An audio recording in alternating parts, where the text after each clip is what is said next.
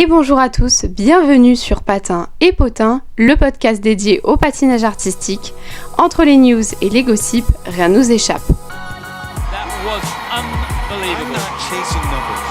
I'm chasing the highest free skate score of all time. Three-time national champion. Axel, I can't believe I'm saying those Talent like words. this comes along once in a lifetime. Pour ce deuxième épisode, nous avons du lourd. Le week-end dernier, le Grand Prix enchaînait avec le Skate Canada qui attendait les deux actuels champions du monde, Ilia Malinin et Kaori Sakamoto. Après sa victoire au Skate America, Ilia Malinin enchaîne les médailles d'or. Encore une victoire écrasante avec un score de 301.82. La barre des 300 points vient d'être dépassée pour cette saison et elle ne va faire qu'augmenter. Je ne vous citerai pas le nombre de quadruples qu'il a fait, il y en a beaucoup trop. Pour la médaille d'argent, intéressons-nous à Shun Sato qui pourrait prétendre à une place pour la finale du Grand Prix pour laquelle il avait été sélectionné il y a 2 ans. Le patineur de 20 ans était arrivé deuxième au dernier championnat des 4 continents. Il avait établi un record personnel de 285.88 au Lombardia Trophy en début de saison. Il rate son quadruple lutz en début de programme, mais a su devancer son adversaire avec un magnifique quadruple flip et une combinaison quadruple toe loop, triple toe loop, avec un très beau score total de 261.16, devançant de seulement 1 point Jun Wan-cha, le coréen, qui fait un sans faute, ou presque, en tout cas tout était bien ratterri, 2 très beaux quadruple salco et quadruple toe loop. Très loin derrière, Jason Brown à 29 ans est toujours là avec ses magnifiques chorégraphies. Il patinait son programme libre sur Spiegel im Spiegel. Pour les plus attentifs, vous remarquerez que c'était le programme court de Kamila Valieva pour la saison 2019-2020. C'est sans un gros score mais avec un gros sourire qu'il termine cette compétition. Chez les femmes, c'est un carton plein pour le Japon, en tête toujours l'imbattable triple championne du monde Kaori Sakamoto, qui va très certainement se qualifier pour la finale. Elle est la seule à avoir dépassé les 200 points sur cette étape, établissant près de 100 points d'écart entre les hommes et les femmes.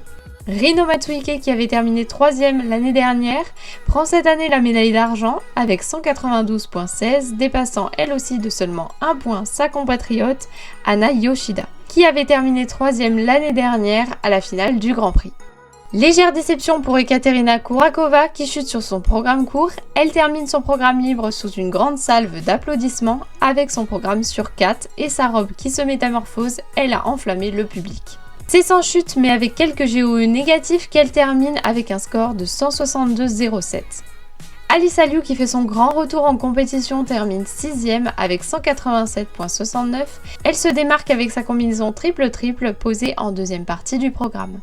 Madeline Chizas qui concourait à domicile n'a rien perdu de son caractère, son programme court sur le Roi Lion était très entraînant, elle termine 5ème.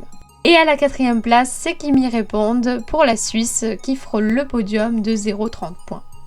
Passons maintenant à la danse sur glace, ce sont les triples champions du Canada, Piper Gilles et Paul Poirier, qui remportent pour la 5e fois le Skate Canada.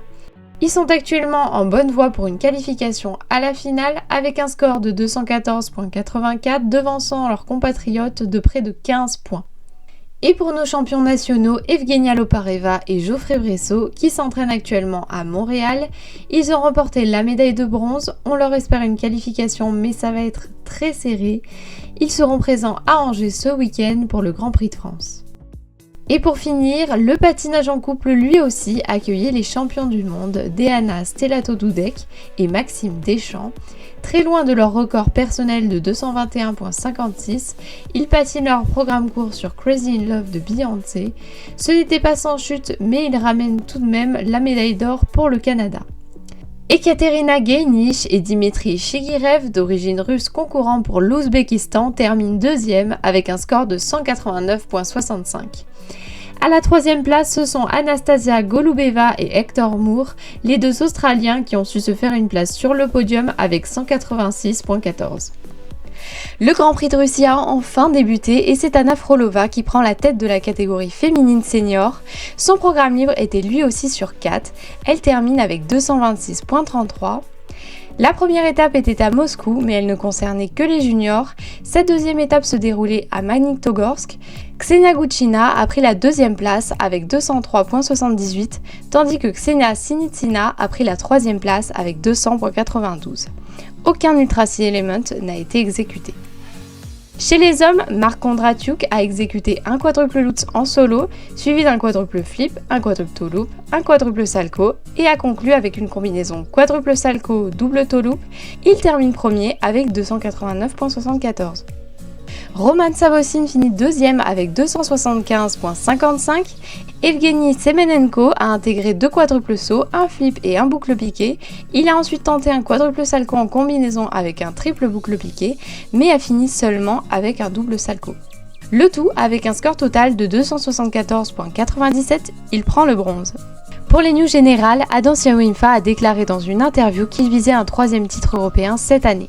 Ça ne devrait pas être difficile, mais il vise le podium mondial et c'est tout ce qu'on lui souhaite. Moi, en attendant, je croise les doigts pour la finale du Grand Prix. Wakabe Iguchi pensait elle aussi que c'était la fin après sa blessure la saison dernière, croyant en avoir fini avec sa carrière. Elle avoue avoir été très surprise de remporter le Skate America. Elle sera d'ailleurs présente ce week-end à Angers, elle aussi. Même si elle est face à des adversaires de taille, elle est en mesure de faire un podium. Triste nouvelle pour le couple de danse sur glace Solène Mazingue et Margot Gaidajenko qui se séparent après 3 ans de patinage ensemble. Nous ne connaissons pas les raisons de ce changement soudain.